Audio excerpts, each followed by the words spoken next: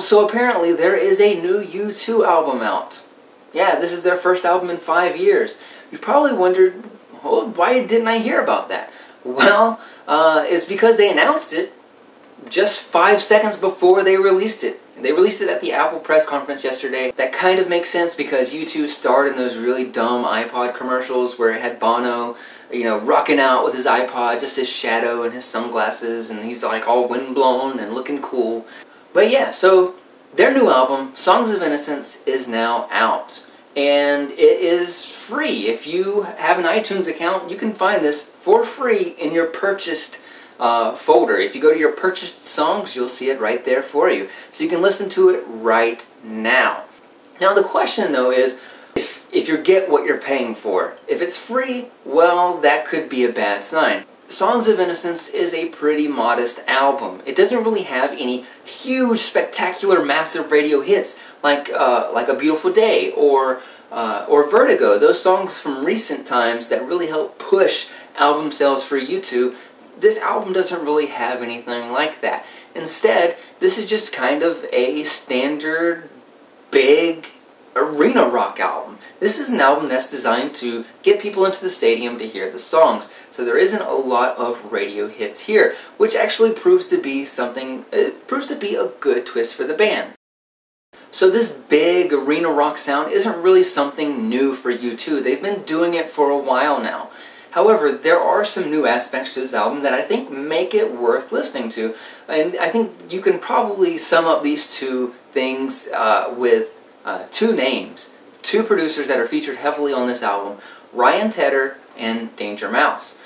Ryan Tedder is the singer for One Republic, but he's actually written and authored a ton of pop songs and a ton of songs that have found its way into the top 40. He's written with Kelly Clarkson, he's written with Taylor Swift, he's written with Carrie Underwood. Pretty much anybody who has really charted recently, he's probably written a song for them. The second producer here, Danger Mouse, on the other hand, is known more for tinkering with people's sound. And, honestly, I have mixed feelings about Danger Mouse. I do like his sound overall, but I think that Danger Mouse has a bad habit of removing people's voice from their own music. For example, the album that he collaborated with Beck on did not sound like a Beck album. The album he collaborated with Norah Jones did not sound like a Norah Jones album. The Black Keys records that does not sound like the Black Keys. However, I think that maybe U2 is an established enough force that doesn't really infiltrate their music all that much on Songs of Innocence. Even though he is featured a little bit more in the back half, that actually proves to be what I think is the strongest part of the album, where they move a little bit from these big stadium rock songs, mid-tempo songs, into a little bit uncharted territory for U2, which, isn't really saying much because in the past few years, they haven't really experimented all that much.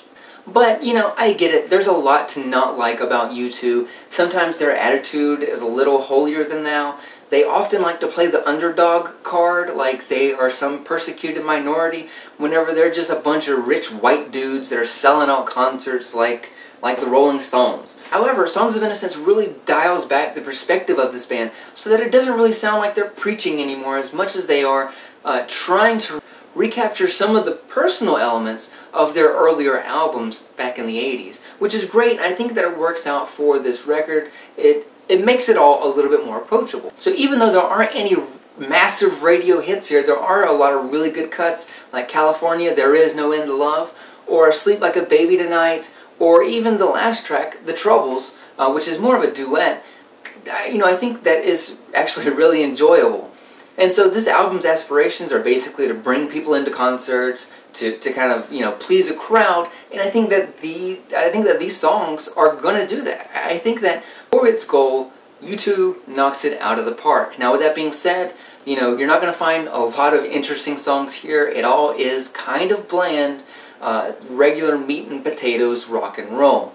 But with that being said, I actually really enjoyed it. But if you go into this hoping for just a regular U2 album, you're going to be very pleasantly surprised.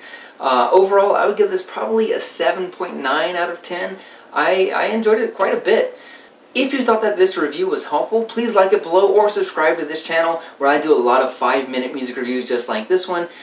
If you're interested in a little bit longer forms, you should check out earbuddy.net. But I'm actually interested in knowing what you thought about this album. Did you like it? Did you think that it was worth the free price tag? Or did you think that I got this wrong somehow? You can sound off in the comments below. I will see you next time.